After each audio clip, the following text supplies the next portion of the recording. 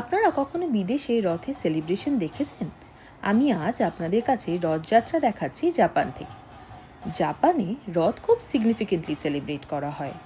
ISKCON টেম্পলে তো রথ খুব বড় করে সেলিব্রেট করা হয়ই, এছাড়াও রাম মন্দির, ইন্ডিয়ান এমবেসি আর কাওয়াসাকিতেও খুব ভালোভাবে সেলিব্রেট হয় এই রথযাত্রার অনুষ্ঠান।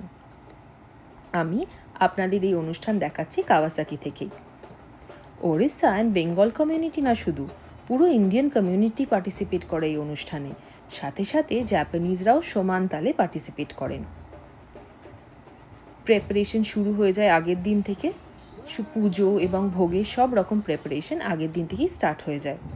আর দিনের দিনে প্রথমে সব রকমের কালচারাল ফাংশনস হয়, তারপরে হয় পাহান্ডি, আর তারপরে রথযাত্রা শুরু। এমনকি রথযাত্রার সময় বিভিন্ন স্টপসে অনরোড পারফরমেন্সেসও হয়। এই পারফরমেন্স কিন্তু শুধু ইন্ডিয়ানসরা করে না, জাপানিজরাও সমান তালে ইন্ডিয়ান কালচারাল পারফরমেন্সেস করে।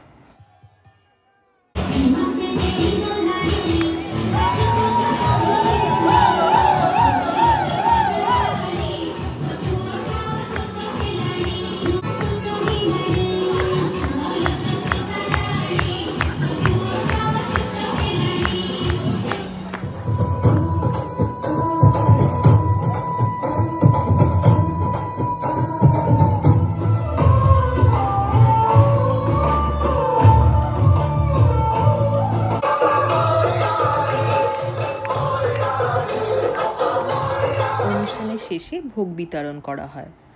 আর আপনাদের ভিডিওটা কেমন লাগলো অবশ্যই জানাবেন।